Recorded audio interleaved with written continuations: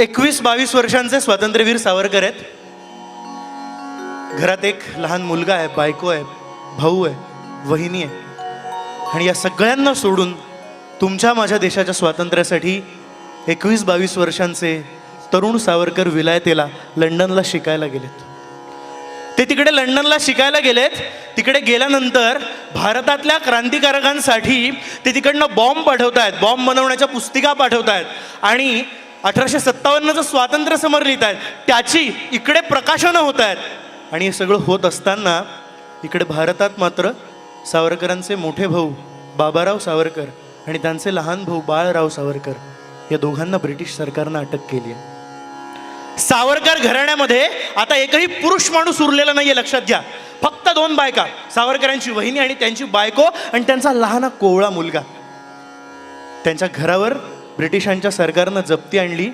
सावरकरांची वहिनी, त्यांची बायको आणि कोवळा मुलगा प्रभाकर घराबाहेर पडलेत, नाशिकच्या जवळ येऊन राहिलेत. त्या काळी मित्रहो, नाशिकच्या काळाराम मंदिरामध्ये कवी गोविंद भिक्षा मागायचा, पोथी वाचायचा आणि त्या पोथीसमोर नाशिकचे श्रद्धावंत लोक जे रुपये आणून टाकत होते, ते रुपये, त्या धान्यांच्या मुठी हा कवी गोविंद सावरकरांच्या घराण्यातल्या त्या 2 स्त्रियांना नेऊन द्यायचा. आणि मित्रहो, तुमच्या माझ्या देशासाठी हौतात्म्य पत्करलेल्या सावरकर कुटुंबाचा उदरनिर्वाह नाशिकच्या काळाराम मंदिरातल्या सार्वजनिक पोथीसमोरच्या धान्यांच्या मुठींसमोर चालायचा. राहवलं नाही एक दिवस येसू वहिनींना, अजिबात राहवलं नाही. 7 समुद्रापार असलेल्या आपल्या देशभक्त धीराला त्यांनी पत्र लिहिलंय आणि त्या पत्रामध्ये विचारलंय, कशासाठी तुम्ही आम्हाला तुमच्या संसारात आणलं? हे अपमान, हे अन्याय सहन करण्यासाठी का? अहो, देशभक्तीच्या नशेमध्ये तुम्ही निघून गेलात, पण आमचं काय? 7 समुद्रापार असलेल्या देशभक्त धीराने ते पत्र वाचलं.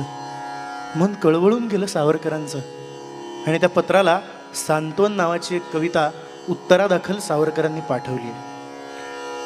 सावरकरांनी लिहिलंय, वहिनी, जयासी तुवा प्रतिपाळले, मातेचे स्मरण होऊ न दिले, श्रीमती वहिनी वत्सले, बंधू तुझा तो तुझं नवे.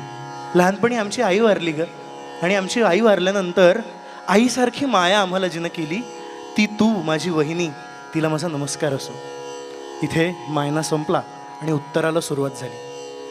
धीर लिहितो आपल्या वहिनीला त्या अवस्थेतल्या. सावरकर विचारतायत, काय म्हणालात वहिनी? कशासाठी तुम्हाला आमच्या वंशात आणलं? कशासाठी तुम्हाला आमच्या संसारात आणलं? धन्य धन्य अमुचा वंश, सुनिश्चय ईश्वरी अंश, की रामसेवा पुण्यलेश आमच्या भागीला दिला. अहो वहिनी, आमचा वंश धन्य आहे. प्रभू रामचंद्राची सेवा करण्याचं पुण्य आमच्या वंशाला लाभलं. हा त्याने आमचा केवढा मोठा सन्मान केला. जगामध्ये थोडी का लोकसंख्या, थोडी का घर आहे, पण परमेश्वरांनी देशाच्या स्वातंत्र्यासाठी माझ्या घराण्याची निवड करावी, हा त्याने माझा केवढा मोठा सन्मान केला. हे पत्र वहिनींनी वाचलंय. त्यानंतर थोड्याच दिवसामध्ये सावरकरांचा जो कोवळा मुलगा प्रभाकर, त्याचं निधन झालं. आणि 7 समुद्रापार असलेल्या सावरकरांना ही बातमी पोहोचली आहे. सावरकरांना ती बातमी ऐकून त्यांच्या मुलाचा, प्रभाकराचा चेहराच आठवेना, दाखवला नव्हता. सावरकरांनी प्रभाकरास नावाची कविता लिहिली आणि म्हटलंय, नव प्रसव तव जननी मजला दावीत असत आहे. तुझी आई प्रभाकरा, तुझी आई मला दाखवायला आली होती, पण अविभक्त कुटुंब पद्धतीतलं ते सावरकरांचं कुटुंब, ती आई उघडपणे आपलं मूल त्या बापाला दाखवू शकत नव्हती.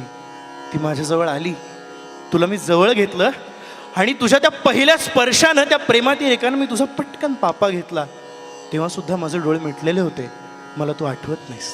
नव प्रसव तव जननी मजला दावीत असताही, गुरुजन मर्यादेने म्या बहु पाहिलेही नाही. यानंतर मग ब्रिटिशांनी सावरकरांवर निष्कासनाचा आदेश बजावलाय की तुम्हाला आता पुन्हा भारतामध्ये परत जाता येणार नाही. हा निष्कासनाचा आदेश बजावला आणि सावरकरांची प्रकृती प्रचंड बिघडली. एक दिवस लंडनपासून जवळच असलेल्या ब्रायटनला सावरकर गेलेत. त्यांचे मित्र निरंजन पाल त्यांच्याजवळ होते, त्यांच्यासोबत होते. आणि जाता जाता स्वातंत्र्यवीर सावरकरांनी त्या समुद्र किनाऱ्यावर ते गेलेत आणि त्या समुद्राकडे पाहून सावरकरांच्या मनामध्ये कल्पना आली की एकाच वेळेस हा समुद्र मला आणि पलीकडे माझ्या मातृभूमीला स्पर्श करतोय.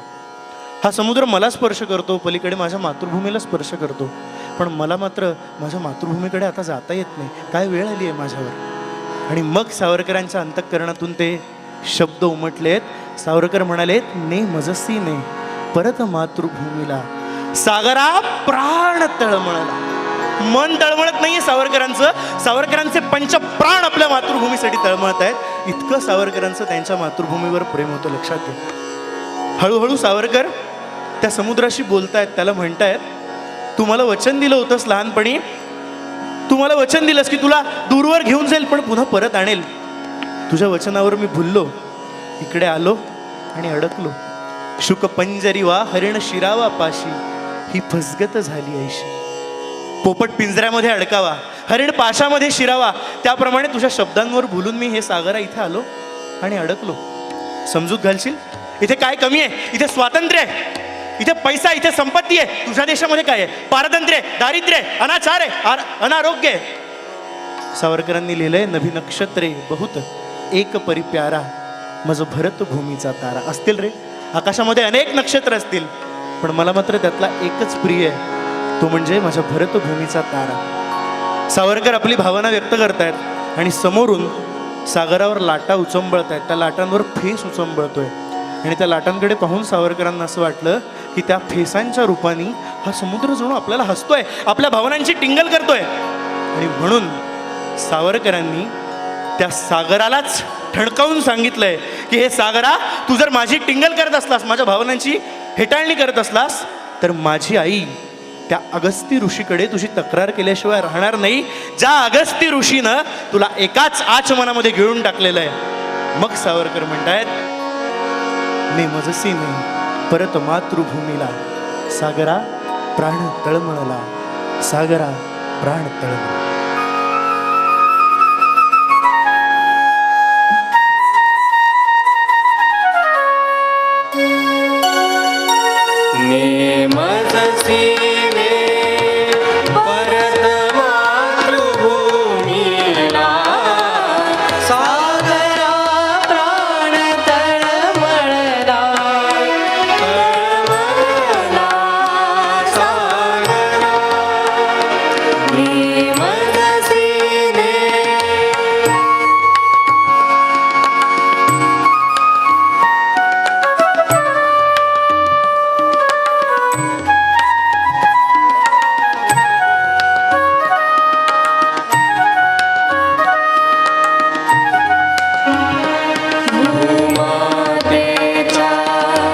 चरण तला तुझ